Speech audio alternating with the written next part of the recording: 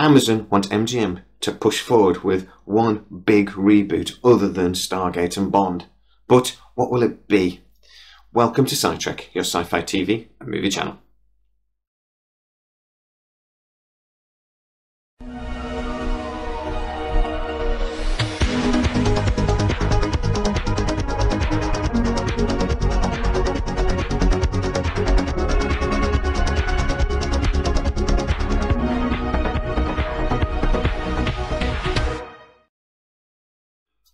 So the main reason why Amazon bought MGM is because of the massive back catalogue and the intellectual properties MGM owns.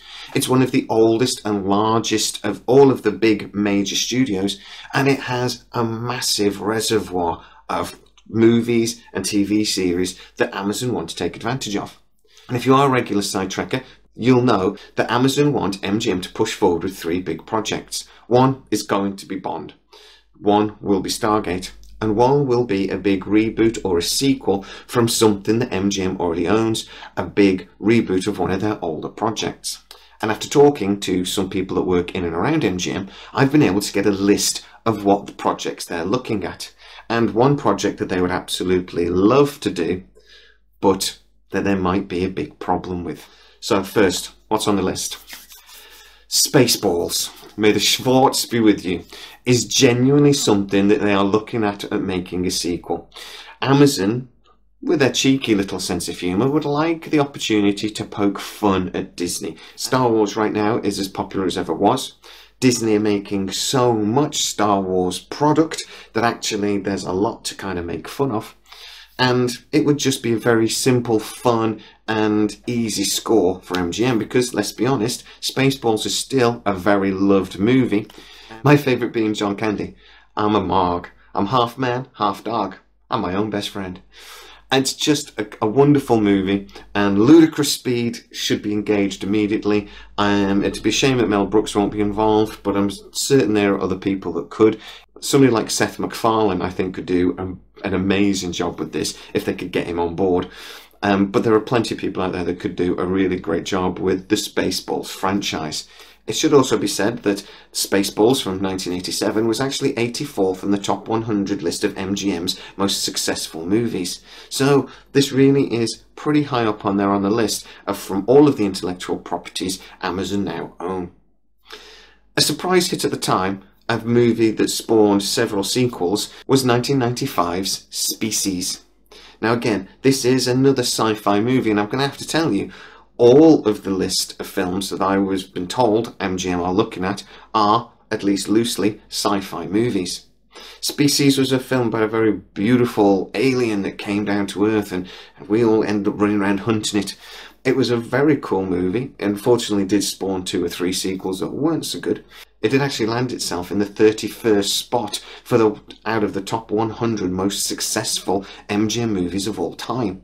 So again, pretty high up on the list here. But also, Amazon are going to look at the success of films like Suicide Squad, that the success really came a lot from the popularity of the Harley Quinn character. A very sexy character in a movie can go a long way to increasing its popularity. Species would give them an opportunity to cast somebody incredibly beautiful in a role that they can, unfortunately, exploit for its sexuality. 1983's War Games came in at 48 in the top 100 of the MGM's most successful movies. It could be a very politically relevant movie right now, and to be honest, it's a future that was imagined back then, and in Terminator and so on, that's actually kind of becoming true today. Most of our systems and most of our defences are controlled by central computers. We're also getting into a world now where quantum computers and actual artificial intelligence are becoming not just science fiction, but science reality. If they do decide to remake this movie, they would have to up the ante. But if they do make this film, they can make it really relevant to today's world, and particularly if we consider the problems going on in the Ukraine and the rebirth of the Cold War. So I actually think this is a film they could remake, but out of the list, I think it's the least likely. The film that seems to be, however, most popular would be a complete reboot, a hard reboot, whereas some of these other movies we talked about could be sequels or soft reboots. 2001: A Space Odyssey seems to be the movie that is most popular and most likely to actually get made. This is a film that quite regularly appears at the top of the most successful and most popular sci-fi movies of all time, especially when you consider how influential it was. So many movies have either copied or been inspired by 2001: Space Odyssey ever since. It was actually 51st in the list of the top 100 most successful MGM movies of all time. War Games and Species actually ranked higher for how much money it took. But from an actual point of view of impact and longevity, 2001: A Space Odyssey is by far the most successful movie in this list, and probably the most likely to get made. My source at MGM thinks that if this other movie I'm about to mention can't be made, then this is the one that will be. But the movie that they would love to remake, if only they could, is 1956's Forbidden Planet. Now, this movie was a first in lots and lots of ways. For one, it's got Leslie Nielsen in it, actually playing a serious part. The Robbie the Robot character, who we all know is an iconic sci-fi robot, and was one of the first robots to actually appear in a sci-fi movie like this. Not the first, but one of. But he was definitely probably the first to actually have like a central part. He wasn't just a tin can with legs, he was actually a character in the movie. You could also say that actually he took up a massive chunk of the budget. It was about a sixth of the budget went on building the Robbie the Robot. So, I mean, that was a hell of an investment considering the overall budget. It was one of the first movies to be entirely set either in space or on another planet. No part of the movie was actually set on Earth. It was also one of the first movies to ever show humans travelling faster than the speed of light in a ship that they'd built. I should also say this is the first movie of any genre to have solely electronic music as its score. MGM would desperately love to make this movie and to return us all to Altair 4. But there is a massive problem. They don't actually own the rights to it. So first of all, Warner Brothers bought the rights, but they never did anything with it.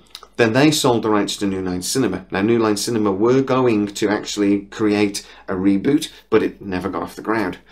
Straczynski, for Babylon 5 fame, was actually involved in trying to have a reboot as well. But again, it was never successful, but scripts and everything were written. At the moment, Warner Brothers own the rights again. So they could potentially, in cooperation with MGM, produce something. So, what do you think about this shortlist? Do you think it's interesting, actually, that all of these projects are sci-fi related? Please get in the comments and let me know what you think. Also, what film out of these do you want to see the most? Personally, I want to see Spaceballs the most, but that's because I'm a complete child. Get in the comments, tell me what you think though. If you are new to the channel, please like, subscribe, hit that bell notification. Thumbs up, not thumbs down. Thumbs down helps nobody. And also, if you enjoy the content and you want to support the channel, please consider becoming a fully fledged sci-trekker. Hit the join button. As always, guys, please stay safe. I'll see you soon.